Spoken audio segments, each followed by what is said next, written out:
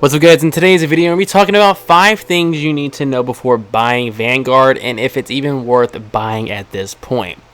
So before we get to that, I want you guys to subscribe if you're new around here. We're on the road to 20,000 subscribers. I also want you guys to drop a thumbs up on today's video, and I want you to comment down below. And after this video, I want you to tell me if you guys are personally going to be buying Vanguard or if you're going to be waiting for it, or honestly, if you're just not even going to buy it in general. Much once again, guys, let's get right into this. So first things first about Call of Duty Vanguard, it just ended the actual open beta, and I can honestly say that I played the beta a lot. I did enjoy this game a lot, but what I did notice was the anti-cheat wasn't activated just yet, so there were some hackers on Vanguard.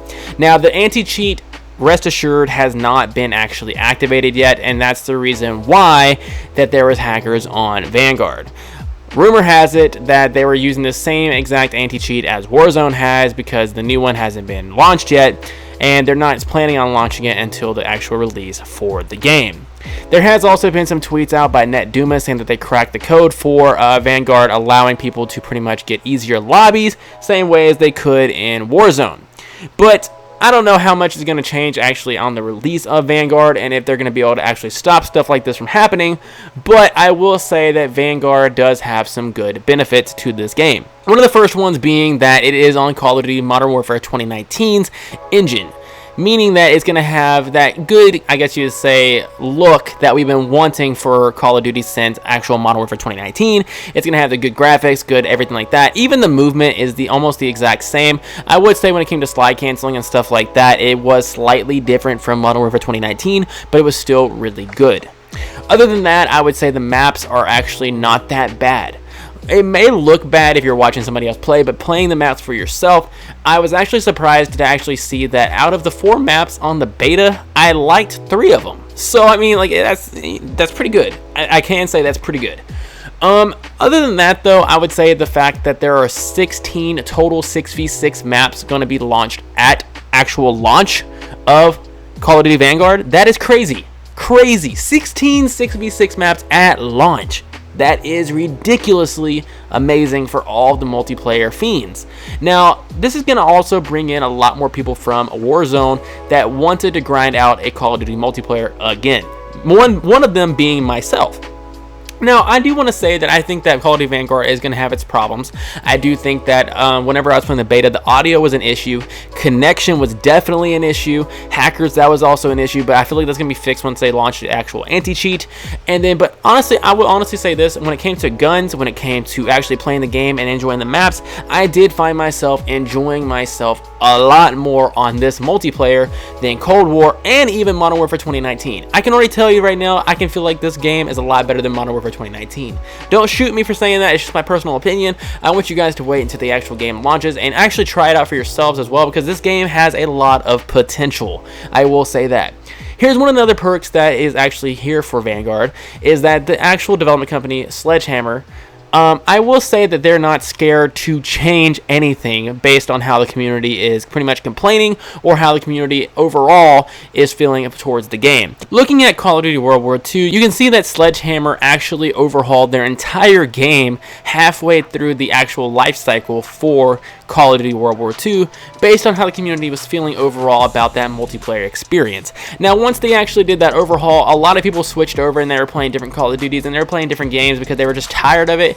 But when they overhauled World War II, this game, it just completely changed and it was so much better. Looking back at World War II right now, I enjoyed myself so much on that game. It was just ridiculous. Like, that's how I started my YouTube channel.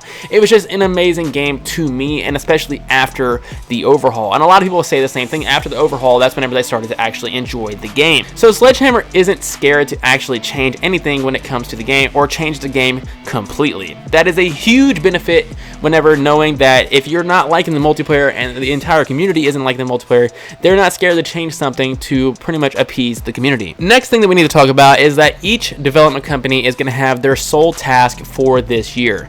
One of them being, for instance, Treyarch is going to be taking over the zombie project and Sledgehammer is going to be left to multiplayer. So of course they're going to have some probably like some side game modes that people are going to try and probably play like one time. But for the core multiplayer, Sledgehammer has the sole focus of multiplayer this year.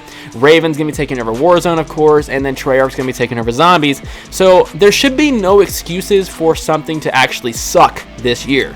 Because each development company having their own project for this game, it should make this game actually replayable, would make this a lot more enjoyable, and also it wouldn't cause employee burnout. Among them, I feel like they could handle that a lot better than having one development company run the entire thing, running in circles. So I will say that this multiplayer should be very good, and there should be no excuses at all for Sledgehammer to make this a bad title.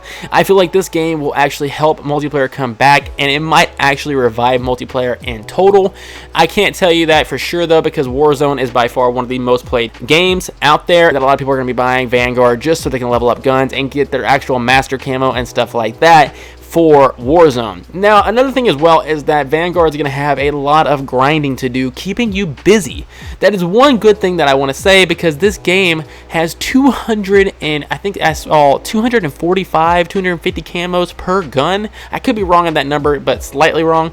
But it's 240 plus camos per weapon. That is ridiculous, and that is just, oh my god, that tells you alone how much grinding you're going to have to do for this game. It's pretty much Damascus 2.0. I do want to say that this is all subject to change. Everything at the release could be completely different, but as of right now, from a lot of leaks, from a lot of different information being tossed around, this game should be very, very, very good for the community. I want you guys to drop a fat thumbs up to today's video, and also I want you to comment down below. And I genuinely think that they're putting in a lot of effort to make this feel like a complete title once again. I think the last Call of Duty that was honestly great, in my opinion, would be Black Ops 2. Now, Black Ops 3, a lot of people can argue saying that it was good, but I personally didn't enjoy Black Ops 3 too much. Infinite Warfare wasn't good for me, and either Call of Duty Ghosts wasn't it for me. I think World War II, after the overhaul, was by far one of the best next-gen Call of Duties, except for Modern Warfare 2019. Much once again, guys. Peace.